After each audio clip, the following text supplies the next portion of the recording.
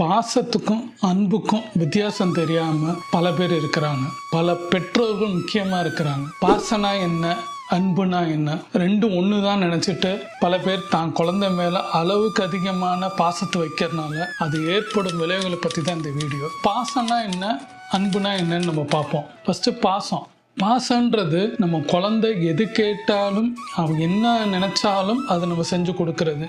உதாரணமாக பைக் கேட்டாலும் பைக் வாங்கி கொடுக்கறது, ஒரு மொபைல் ஃபோன் வாங்கி கொடுக்குறாலும் அட்வான்ஸ்டான மொபைல் ஃபோன் வாங்கி கொடுக்கறது, பிடிச்ச சாப்பாடை வாங்கி கொடுக்கறது, எந்த கண்டிப்பு இல்லாமல் வாங்கி கொடுக்கறது. என்ன காரணம்னா அவன் சந்தோஷமா இருக்கணும், அவன் எதை கேட்டாலும் நம்ம செய்யணும், நம்மளுக்கு கிடைக்காதது தான் பையனுக்கு கிடைக்கணும்னு நினைக்கிறது தான் அந்த பாசம். ஆனால் அதில் விளைவுகள் என்ன இருக்குன்றதை தெரியாம அளவுக்கு அதிகமான பாசம் வைக்கும்போது பின்னாடி தான் ஏமாற்றப்படும் சிலதெல்லாம் கிடைக்காதுன்னு நினைக்கிற நேரத்தில் அந்த குழந்தை வளர்ந்து வந்து வாலிப வயத்தில் சில நேரம் தனக்கு கிடைக்கலன்னா அந்த கோபம் விரக்தினால பல விபரீதமான சில செயல்களும் அவங்க வாழ்க்கையே சில நேரம் மாற்றமாகி பல பிரச்சனைகளை உள்ளாக்குற மாதிரி பல பெற்றோர்கள் அவங்களோட 21 வயசு 25 வயசுல பார்க்கும்போது அந்த வேதனை அனுபவிச்சுட்டு இருக்கிறாங்க. காரணம் அவங்க அளவுக்கு நீரம் பாசம் கொடுத்தனால ஒரு காலகட்டத்தில் கண்டிக்கும் போது அது ஏற்படும் விளைவுகளை சமாளிக்க முடியாமல் பெற்றோர்கள் மன உளைச்சலும், பையன் என்ன செய்யணும் தெரியாமல் தான் கிடைச்சத தான் லைஃப்ல எல்லாமே கிடைச்சது இப்ப கிடைக்கலன்னு அந்த விரக்தியில போகும்போது அதுல ஏற்படும் விளைவுகள் தான் பல நடந்துட்டு இருக்குது. அன்புன்றது இருந்துச்சுன்னா என்ன நடக்கும், நம்ம குழந்தைக்கு ஏதாவது கொடுக்கணும், அதனால உயர்வானா நம்ம அது வாங்கி கொடுப்போம், எவ்வளவு ரூபாய் இருந்தாலும் வாங்கி கொடுப்போம். நம்ம வாங்கி கொடுக்குற ஒரு பொருள்னால, உதாரணம் ஒரு பைக்குனால, விலை உயர்ந்த பைக் வாங்கி கொடுக்கறனால அவனுக்கு ஏற்படும் விளைவுகள், அவன் சுத்தி இருக்கிற நண்பர்கள் நடைமுறை சிக்கல் நிறைய நடக்கிறதுனால அது ஏற்படும் விளைவுகளை தெரிஞ்சிச்சுன்னா நம்ம வாங்கி தர மாட்டோம். இதனால அவன் மேல பாசம் இல்லைன்னு அர்த்தம் இல்லை, அவன் அந்த பிரச்சனையில போகக்கூடாதுன்றது தான் முக்கியமா அந்த அப்பாவை இருக்கிற குணத்துல இருக்கும். என்னன்னா அன்புன்றது என்னன்னா ஒரு கண்டிப்போட சில விஷயங்கள் நடக்கிறனால அந்த பாசம் இல்லைன்னு அர்த்தம் கிடையாது. ஆனா அது தேவையா தேவையில்லையான்றத நம்ம ஒரு அடிக்கோல் வைக்கும் போது அந்த அன்பு கரெக்டான இதில் நடக்கும்போது அவன் வாழ்க்கையை திசை திருப்பாமல் அவனுக்குன்னு ஒரு புரிதல், அவனுக்குன்னு ஒரு வயசு, அவன் படிச்சு வேலை பார்த்து வரும்போது அவனுக்கு அந்த புரிதல் வரும்போது நம்ம ஏன் இதை சொன்னோம், ஏன் எதற்கான சொன்னோன்றது அவன் புரிதல் வரும்போது நிச்சயமாக நம்ம மேல எந்த வருத்தமும் அடைய மாட்டான். ஏன்னா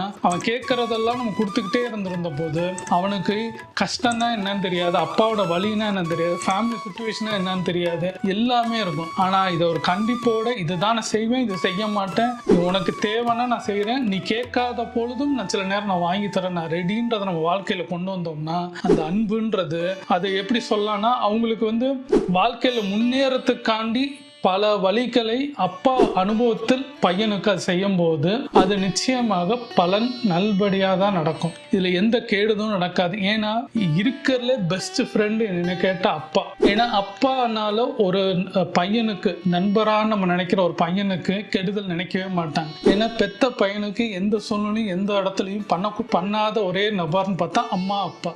அப்போ இவங்ககிட்ட வர்றது சரியா இருக்குன்றது அந்த குழந்தைக்கு புரிதல் இருந்துச்சுன்னா அது வாழ்க்கையில நம்ம சொல்லும் போது அவங்க வாழும் வலையதுல உதாரணமா அவங்க ஃபர்ஸ்ட் ஸ்டாண்டர்ட்ல இருந்து படிக்கிறதுல இருந்து அவங்க என்ன ஸ்டேஜ்ல இருந்தாலும் அதை நம்ம சொல்ற விதத்தில் டெய்லி அவங்களுக்கு உபதேசம் பண்ணுங்கன்னு சொல்றது கிடையாது. அவங்களுக்கு எங்கெங்கெல்லாம் ஸ்ட்ரகிள் ஆகுறாலும் அங்கெங்கெல்லாம் சில விஷயங்களை புரிய வைக்கும் போது அந்த பையன் நம்ம ஓட்டத்தில் வரும்போது அந்த பாசம்ன்றது அந்த அன்புக்குள்ள இருக்கும்போது நிச்சயமாக வாழ்க்கையில எல்லா புரிதலும் நம்ம வீட்டோட சூழ்நிலையும் தெரிய ஆரம்பிக்கும். ஏன்னா இதனால என்னன்னா அளவுக்கு பாசம் வாங்க, உன் பையனை நீ ரொம்ப கெடுக்கிற, அளவுக்கு நீர நீ பாசம் கொடுக்கற, கேட்கறதெல்லாம் செய்யற, ஆனா அது எங்க போய் முடிய போகுது பாரு அப்படின்னு பல பேர் சொல்றதை நம்ம பார்த்திருப்போம். உண்மைதான், அந்த பாசம் வைக்கிறதுனால அது போய் நிக்கிற இடமே வைக்கு தப்பா போய் நிற்கும் போது உங்களால நிமித்தவே முடியாது, மாத்தவே முடியாது. ஏன்னா அது காலம் கடந்து போயிருக்கும். ஆனா அதுல கண்டிப்போட அதுல உரிமையோட எதை செய்யணும் எதை செய்யக்கூடாதுன்னு நம்ம பார்த்து பண்ணும் போது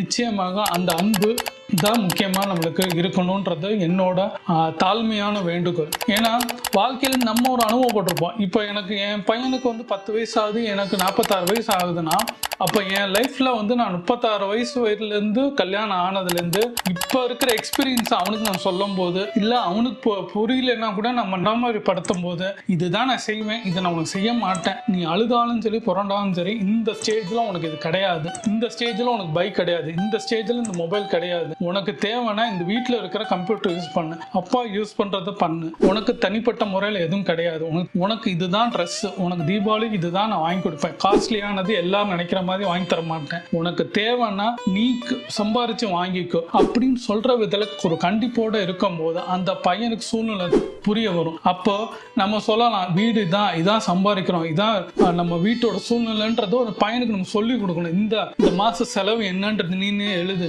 இந்த மாசம் இவ்வளவுதான் வருமானம் வந்திருக்கு, இந்த வருமானத்துக்கு இந்த செலவை நீயே கட்டுப்படுத்து, நீயே எல்லா லிஸ்டா போடு, நீயே இந்த ரூபாவை கொண்டு போய் மளிகை கடையில கொடு, நம்மளுக்கு தேவை காய்கறி நீனே வாங்கு, பால் நீனே வாங்கு அப்படின்னு நம்ம அந்த பையனை கொடுக்கும் போது வீட்டோட சூழ்நிலை தெரியும். அந்த பாசத்தில் நம்ம அன்பை கலந்து கொடுக்கும் போது நிச்சயமாக ஒரு கண்டிப்போட வாழ்க்கையில வாழும் போது, இந்த பாசம்ன்றது இல்லாம அன்போட வாழ்க்கையில வாழும் போது தான் நிச்சயமா ஜெயிக்க முடியும். ஒரு குழந்தைக்கு தேவை வந்து பாசம் கிடையாது, ஒரு அன்பா கண்டிப்பாக நீ இப்படிதான் வாழணும்னு ஒரு இருந்தால் அவனும் வாழ்க்கையில அடுத்த ஜெனரேஷன் அவன் வாழ்ந்து அவன் ஒரு குழந்தைய பெத்து எடுத்திருக்கும் போது இதே தான் நடைமுறை கொண்டு போவான். ஏன்னா பல பேருக்கு என்னன்னா மூளையில போய் ஒரு ஸ்டேஜ் ஆகி அந்த 24 வயசு வரைக்கும் அப்பா பாசமா சில விஷயம் கல்யாணம் ஆகிற வரைக்கும் கொடுத்துருவாங்க. கல்யாணம் ஆனதுக்கு அப்புறம் கூட வந்து பல பேர் ஊட்டி விடுற மாதிரிலாம் பல பசங்கள் நம்ம சாப்பாடு நம்ம பார்த்துருக்கோம். இதுக்கு பேர் என்னன்னா அவன் கஷ்டப்படக்கூடாது, நாங்க வாழ்க்கையில ரொம்ப கஷ்டப்பட்டோம், எங்களுக்கு ட்ரெஸ் கிடைக்கல, எங்களுக்கு சாப்பாடு கிடைக்கல, அவனுக்கு எல்லாமே கிடைக்கணும். நிச்சயமாங்க நம்ம குழந்தைக்கு எல்லாமே கிடைக்கணும். ஆனா அது கண்டிப்போட இருந்தா மாத்திரம்தான், அன்போட இருந்தா மாத்திரம்தான். அந்த பாசத்தையும் அன்பையும் கொலாப்ஸ் பண்ணாம நீங்க புரிதலோட சில விஷயங்கள் பண்ணும்போது, அன்போட நம்ம சில விஷயங்கள் சொல்லும் போது, அதுல கண்டிப்பும் கலந்து நம்ம சொல்லும் போது நிச்சயமாக அவனும் ஏமாற மாட்டான், நம்மளும் ஏமாற மாட்டான். வாழ்க்கையில அவன் வாழ்க்கையை கரெக்டா வாழுவான். எதை செய்யணும் எதை செய்யக்கூடாதுன்னு அவனுக்கு ஒரு புரிதல் வரும். நம்ம வீட்டுல இருக்கிற சூழ்நிலையும் அவனுக்கு புரிய வரும். தான் யாரு, தனக்கு என்ன சூழ்நிலை, அப்பா என்ன பண்றாங்க, அம்மா என்ன பண்றாங்க, தங்கச்சி என்ன பண்றாங்க, அக்கா என்ன பண்றாங்க, அண்ணன் என்ன பண்றாங்கன்னு அவனுக்குள்ள ஒரு புரிதல் வரும். அப்பதான் தான் வாழ்க்கை வளமோ, தான் வைஃப், தான் குழந்தை, தன்னோட ஜெனரேஷனை கரெக்டா அவன் கொண்டு வரதுக்கு வழிவகுக்கும். அப்ப நம்ம கண்மூடித்தனமாக பாசம் வைக்கிறனால அவன் வாழ்க்கையே வீணா போகுன்றது என்னோட அனுபவத்துல நான் சொல்றேன். இது பல பேர் நிச்சயமா செஞ்சுட்டு தான் இருப்பீங்க. புரிஞ்சுக்கிட்டீங்கன்னா நிச்சயமாக அளவுக்கு நேரம் பாசம் வைக்காம அன்போட வைங்க, நிதானமா வைங்க, சொல்ல வேண்டியது சொல்லுங்க. இது கண்டிப்பான சில விஷயங்களை சொல்லிருங்க.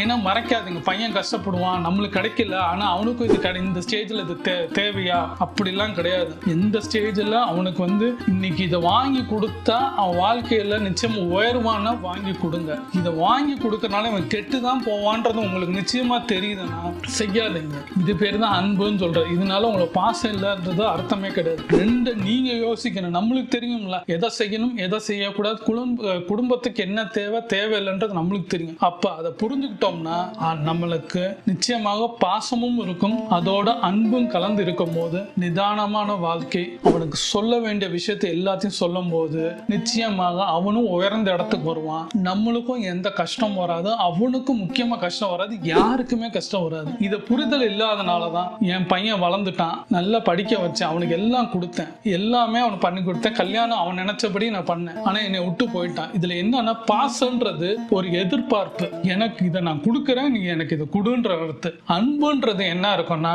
உனக்கு நல்லது கெட்டது நான் சொல்றேன், புரிஞ்சுக்கிட்டு வாழ்க்கையை நடத்துன்னு நம்ம சொல்லக்கூடியது தான் அன்பு. இந்த பாசம் அதிகமா வைக்கிறனால பொசசிவ்னஸ் ஜாஸ்தி ஆகி நம்மளுக்கு தான், நம்ம பொருள் தான், நம்மது நம்ம நினைக்கும் போது அவன் விட்டு நம்ம வாழ்க்கையில அவனுக்குன்னு ஒரு உலகம், அவனுக்குன்னு ஒரு லைஃப், அவன் போகும்போது அதை ஏற்றுக்கொள்ளாத மனசுனால பல குடும்பத்தில் சண்டையும் சச்சவும் எங்க ஆரம்பிக்குதுன்னு அங்கதான் ஆரம்பிக்குது. மருமக வந்து பிரிச்சுட்டா இப்படின்னு சொல்றது, இதனால என் வாழ்க்கை போச்சு, நான் அப்படி கவனிச்சேன், அவனுக்கு அப்படி சாப்பாடு போட்டேன், நான் காலையில எந்திரிச்சு அவனுக்கு அவ்வளோ எல்லா வேலையும் செஞ்சேன், அவன் தூங்குறது அப்புறம் தான் நான் தூங்குவேன், இப்படி பல அப்பா அம்மா சொல்றத நம்ம பார்த்திருப்போம். உண்மை என்னன்னா உங்க பொசசிவ்னஸ்னால அவன் வாழ்க்கையை கெடுத்துறாதீங்க. அவனுக்கு அன்பும் கண்டிஷனோட இருந்தீங்கன்னா அவனும் வளருவான், அவன் நம்ம சூழ்நிலையை புரிஞ்சுக்குவான். நம்ம மேல எதிர்பார்ப்பு இல்லாம நம்ம வைக்கும் போது நிச்சயமாக வாழ்க்கையில அவன் திரும்பி பார்க்கும் போது நம்மளையும் அப்பா அம்மாவை வேணும்னு நினைக்கிற மாதிரி சூழ்நிலை வரும். அவன் பாசம் அதிகமா வைக்கிறதுனால அவன் ஸ்டேஜ்ல அவன் கடந்தே போயிடுவான், சேர்ன்ற மாதிரி புளிச்சு போயிடும். ஆனா அன்பு கலந்த ஒரு பாசம் வைக்கும் போது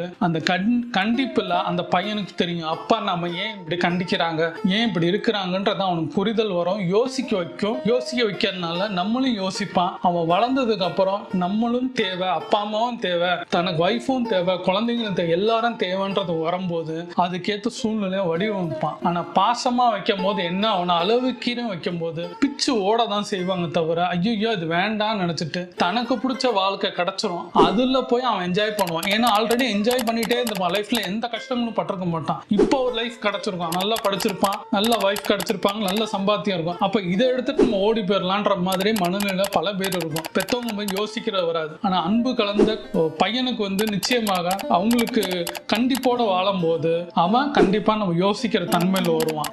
டீச்சர் அடிக்கும் போது வலிக்க தான் செய்யும், டீச்சர் மூலம் கோபம் தான் வரும். ஆனா ஒரு காலகட்டத்தில் அந்த ஆசிரியரை நம்மளுக்கு மரியாதை கொடுக்க தோணும். ஏன்னா இவங்களால தான் நான் படித்தேன், இவங்களால தான் இந்த வேலை கிடைச்சிருக்கு, இவங்களால தான் இந்த மார்க் எடுத்தேன், இன்னைக்கு வாழ்க்கை நல்லா இருக்கேன்னு இந்த ஆசிரியர்னால தான் பல பேர் போய் ஒரு காலகட்டத்தில் அவங்க காலை தொட்டு கும்புறதை நம்ம பார்ப்போம். அதே தான் பெற்றோர்கள்.